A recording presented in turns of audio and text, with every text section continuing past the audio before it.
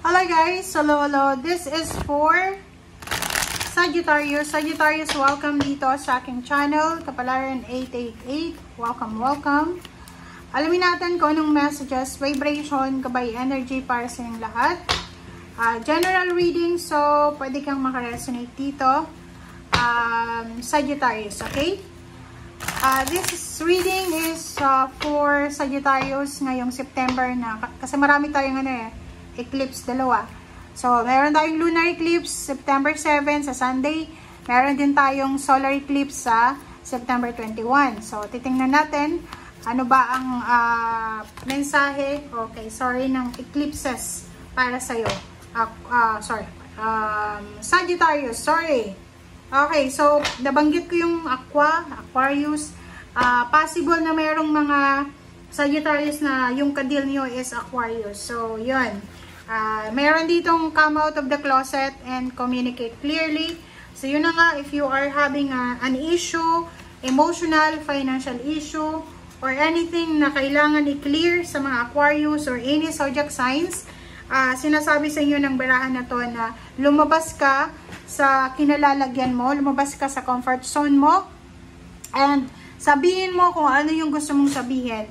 Okay? Just clear out the situation and communicate clearly. Kumbaga, para maiwasan mo, Sagittarius, okay, dun sa mga Sagittarius na natatakot kang magsalita, natatakot kang ipaglaban yung karapatan mo, natatakot kang gawin kung anong gusto mo, sinasabi ng baraha sa'yo na, no, huwag kang matakot. Gawin mo kung ano yung nararapat. Gawin mo kung ano yung gusto mong gawin sa buhay mo. Okay? Okay, so, tingnan natin.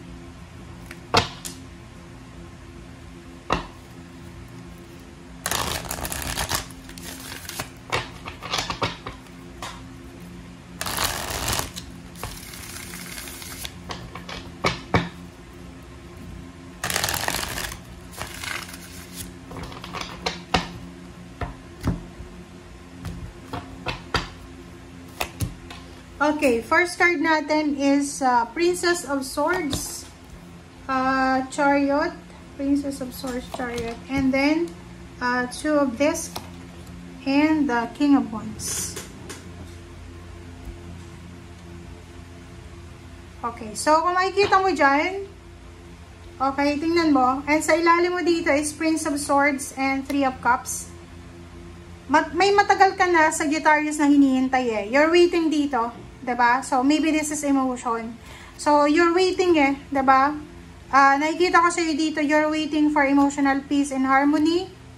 Parang nakikita ko sa'yo, this is parang masyado kang sensitive. Okay?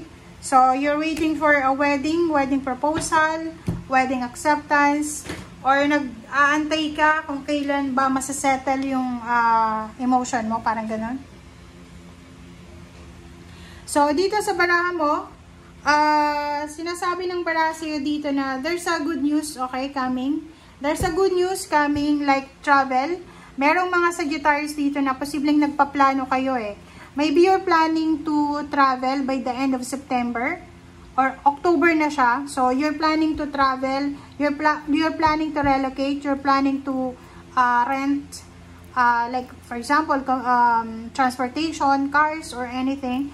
Nakikita ko rin sa'yo dito, isang balita ang posibleng matatanggap mo, Sagittarius, na pwedeng makatulong to sa'yo Etong balitang ito na matatanggap mo ay, maybe this is job offer, pero malayo siya.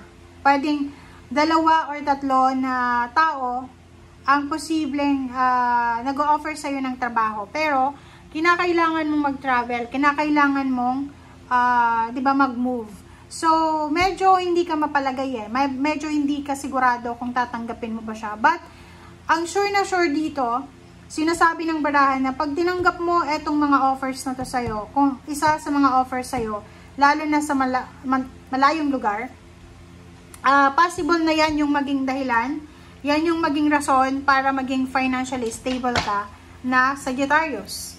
Okay? So, there's an opportunity, possibilities na makapag-abroad ka, or pwedeng kung nasa abroad ka na, possible na makalipat ka ng mas mayaman na bansa, or mas magandang trabaho na pwedeng lahat ng sacrifices mo, lahat ng trials na pinagdaanan mo, ay posibleng may kapalit. Okay, there's a victory in success.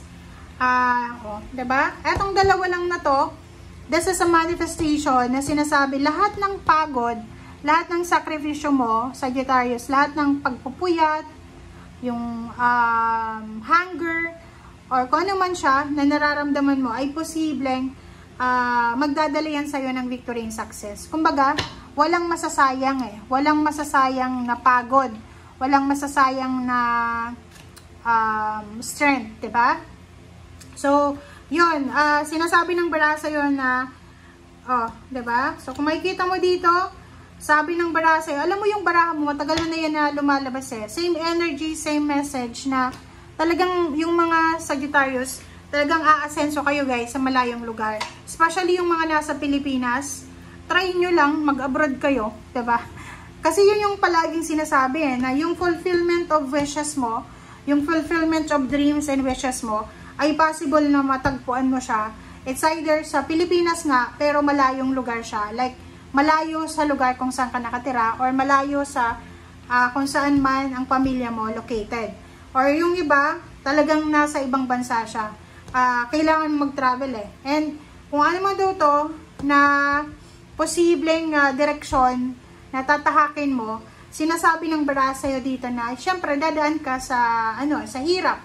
Hindi naman straight line yung mga journey natin, 'di ba? Zigzag 'yon 'di ba? Up and down, ganito, left and right. So, sinasabi ng bara sa'yo, lahat 'yan, na sacrifices mo, lahat ng pagsubok, lahat ng mga pinagdaanan or pinagdadaanan mo sa ngayon, may kapalit 'yan There's a star. Sinasabi ng barahan na abot kamay mo na yung mga pangarap mo sa buhay. Kumbaga, ganun na lang isang quit na lang, andun ka na. Isang decision na lang, makukuha mo na, diba? And, yung sinasabi ng bara sa'yo dito, na maging aware din tayo sa mga balita. Balita, like, kasi maraming maraming confirmation ka na maririnig or makukuha through intuition or maybe sa mga sinasabi ng tao or maybe sa kung ano pa man. And minsan, diba, pag hindi tayo interesado, parang in-ignore na lang natin. Sa'yo, sinasabi ng barahan na lahat daw ng communication, lahat ng information, make sure daw na anuhin natin, hawakan natin yon. Kumbaga, itimbangin mo And, yun na nga, wag mong i-reject ang isang offer na hindi mo pa nalalaman kung ano yung mangyayari sa'yo or hindi mo alam kung ano yung offer na yan. So, di ba, may nag-offer sa'yo, alam mo, pwede kang magtrabaho sa ganito, ganyan. Tapos sasabihin mo, ayoko, kasi malayo yan. Hindi mo pa nga alam kung ano yung ina-offer sa'yo. So, dito sinasabi na communicate clearly para hindi tayo magkaroon ng miscommunication. Kasi, normally, yung mga, or usual yun sa mga tao na nagkakaroon ng kaaway, gulo, or misunderstanding kasi hindi mag-communicate ng tama. Okay, so thank you guys for watching. Bye!